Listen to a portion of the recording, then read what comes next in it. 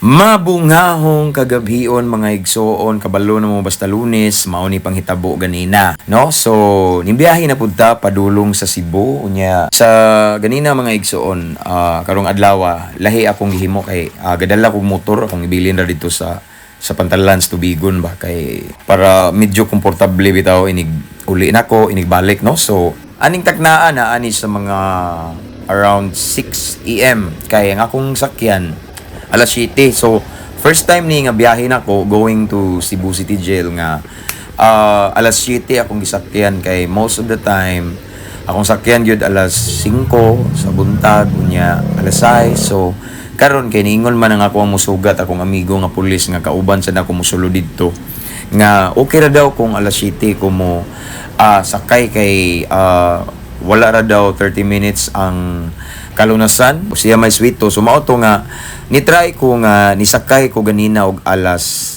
7 sa buntag. So this time naabot na ta sa kuan gyud sa Port of Tubigon unya mo lukat ta diri og terminal fee before ta mo sulod igsoon. No? Salamat sa Ginoo kay nindot kayong panahon no. Dili pareha tong niaging mga adlaw nga grabing unos no ulan pero just this morning mga igsoon dili na pareha sa mga niaging mga adlaw kay linaw unya walay ulan no. So naabot na ta diri sa waiting area og this time musulod na ta sa barko igsoon no. So akong gi tan-aw ang kadagatan linaw siya no, linaw siya hangin gamay ra. So first time pag ako mga igsoon nga hayag na jud kayo kay kung ano man ni siya almost 7 AM in the morning. So medyo hayag na gid siya kay asgaran nga mo ari ko diri mga igsoon kay medyo ngit pa man ngio pa ba no. So first time nga ingani no. So mao ni updates kadagatan ay ginagmayng balod pero dili jud pareha sa naaging mga adlaw. Salamat sa Ginoo kay bisan ako ra usa ni nga tayo mga igsoon malipayon niya full of excitement ang akong kasing-kasing kay mobalik na sad ko dito mga igsoon mo share na pud sa pulong sa Ginoo sa tuang mga kaigsuonan nga nasa sulod sa prisuhan sa bahay ni Kuya or sa Cebu City Jail no. So pahiluna ta diri mga igsoon sa atong gisakyan ganina ang MB Lightcat 1. So nidaga na ta ni mga igsoon no, nibiya na ta sa Port of Tubigon unya atong makita dang kalangitan nga wala joy dag-om no. Minggawas na galing adlaw ani nga time og mao na ni mga igsoon no ning abot na ta Cebu no. Mo suong na ta aning bridge diri nga connecting to Cordoba. So linaw jud kayo, linaw kayong kadagatan, grabe kamaayo sa Ginoo kay nagtuo magugog kanang balod jud kayo na balod pero dili jud kusog kaayo unlike atong mga previous days nga grabing hangin gyud nagali toy barko nga biyahe man to sa Leyte nga gipost akong amigo nga nibalik no kay grabe ka kusog pero ganina salamat sa Ginoo grasya sa Ginoo pabor no nindot ang panahon ganinang buntag. So this time dili nakapugnan mga kaigsuonan nga musuong na pudta sa bridge mga kaigsuonan. Again ako ra usa ang nibiyahe ani from Bohol unya bisag naginusarar ko mga igsoon malipayon kay ko kay kauban man akong Ginoo no. So as what I have said ang ako ang kasing-kasing puno sa kalipay puno sa excitement kay makakita na sad ko sa ato ang mga kaigsuonan nga nasa sulod sa silda unya malipayon nga mamati sa pulong sa Ginoo no. So akong gidayeg ang Ginoo nining tanan. So again sa laing kahigayunan sa pagtagbo sa panginhanglan nato mga igsoon nga natay pamilite kay kung walay pamilite dili sa taka-ari diri sa atong misyon no. But praise God kay naay provision no. So this time naog na ta mga igsoon ug inyong nakita nga init jud kayo no. Ganina sa Cebu mga igsoon init jud siya kayo no.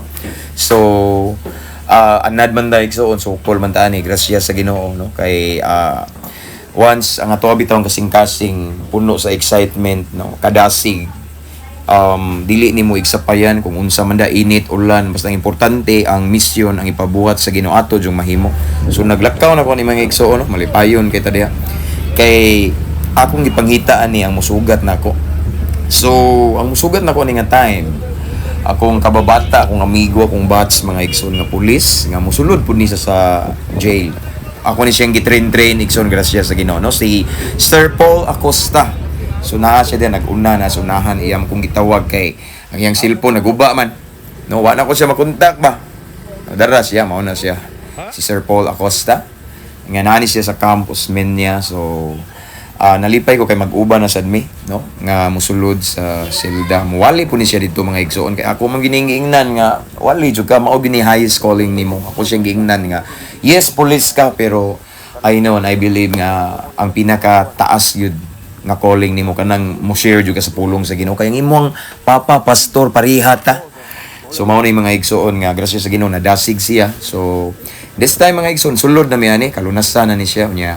Hapit na tani maabot sa ato ang location jud diri ang binyo mga igsoon nga mao ang Cebu City Jail ug mao na ni nakita na ninyo ng tag-as kay nga mga pader de mga igsoon no mga taas kay mga bungbong koral. So mao na siya ang Cebu City Jail. Praise God sa protection abot na ta unya adto ta sa ato ang tambayanan igsoon naman may binlananan sa among mga butang unya diha mi magampo diha ta mag-prepare ba no mao ni ang sa likod sa Cebu City Jail unya nga atong magkauban sa team na si Pastor J. Okay unya kaning takna igsoon nahuman na migwali ani unya wala man tay videos and pictures mga igsoon sa sulod kay bawal man no. So anyway ako na pasalamatan ang akong kauban ganina si Sir Paul Acosta no kay iya jung gihatod sa Fair Trace pabalik unya gikuha sad ko niya so akong pasalamatan ang Ginoo sa iyang presensya nga iyang giubanan ko og sa kadasig og sa protection pabor no. Actually didto pa mig mall ganina kay na ako gihapit na gipalit na ko mga igsoon iya sad kong ubanan no. So again akong gipasalamatan akong kauban ganina Sir Paul sa iyang effort yun. Grabe, salamat sa Ginoo. So nakalukat na tag-ticket mga igsoon ning sulod na ta sa waiting area kay naghuwat na ta sa barko no padulong sa Tubigon. So grabe ang kalipay knowing nga successful kayo ang mission igsoon nahuman ang pag-share sa pulong sa Ginoo. So mao ni akong sakyan pauli og Bohol ang MB Starcraft 2. Kusog sad ni siya mudagan mga igsoon no 1 hour and 20 minutes. So ning dagan na ta mga igsoon no. So mao ni mosuong na putag balik sa bridge nga naka-connect padulong sa Cordoba. Again akong gipasalamatan ang Ginoo sa iyang kamaayo, sa iyang dihog no sa iyang kadasig mga igsoon nga iyang gihatag kanako kay bisan ako ra usa na ginusara ra pero malipayon kaayo no naay kadasig yun naay kadasig kay tungod ni sa grasya sa Ginoo no. So minglabang na ta igsoon mingsuong na ta sa bridge no kay nag-anam-anam na tagpalayo sa Cebu igsoon no. Ang uban moingon ako nga pastor grabe ang imong gihimo diha nga na ba no murag di kapuyan sila ba kay layo ko no nya maura akong biyahion every Monday pero ako igsoon maong gud ni ako ang panaad gid sa Ginoo way back 2012 akong gingnan ang Ginoo Lord tungod kay imo man kong gibag-o tungod kay imuha mang gitagag higayon ang akong kinabuhi so mao na nga ang nabilin na kong panahon sa kalibutan akong ihatag nimo gamita ko so mao na mga igsoon nga bisan layo bisan usahay balod dili jud ko mapulan balik-baliko na ko ning Cebu aron lang imantala ang pulong sa Ginoo sa tuang mga kahigalaan kaigsuonan nga nasa sulod sa Cebu City Jail. So this time igsoon hapit na ta naabot sa Bohol so ato ni siyang naabsa ning barko mao ni ning larga ganina around 1 I guess kapin so atong naabsan diri nga hapit na pod no hapit na pod ni Dunggo na so nauna lang tagamay og abot no. So salamat sa Ginoo sa maayong panahon nga ang dagat linaw walay ulan sad basta nindot kayong weather mga igsoon nya nakatulog pagid ko sa sulod sa barko kay kabalo na mo mga igsoon basta alagad sa Ginoo no. Ang mga alagad sa Ginoo ka-relate gid ani every Monday gid dapat rest day na mo no, ting pahulay na kay kapoy kayo ang Sunday kay after Sunday service na pailaing service sa afternoon na pa sa gabi so dapat unta basta Monday ting pahulay na pero salamat sa Ginoo gitagaan tagkusog igsuon kay Martes na ta mo pahulay no watay tugpatugpa kay ana ta na sa una bitaw ang presensya sa Ginoo naghatag kanatog kusog nga mao ni sustain ta or natay kadasig nga ingani mga igsoon mo muwali mo share sa pulong sa Ginoo bisan medyo kapoy, no? So mao ni mga igsoon, ako nang gikuha ang motor nga akong gibilin sa may Pantalans Tubigon unya. Nagdali-dali ko ni pag-uli di ay, no? So nagdali-dali ko uli kay nagapas ko sa oras kay akong anak ako apang kuhaon sa school, no? So mao ni mga igsoon, naabot na ko sa eskwelahan sa akong anak, no? So Clarin Central Elementary School.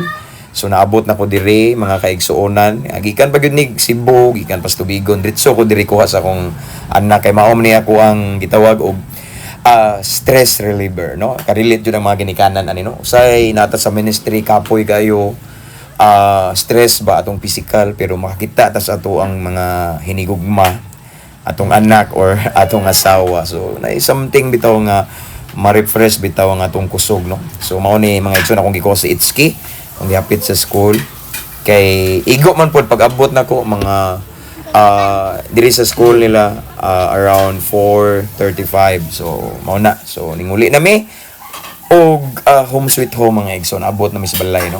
So mao ni among payag igsoon, no? So indeed it's a fruitful day, akong ibalik ang dungog ug himaya sa tong buhi nga Dios.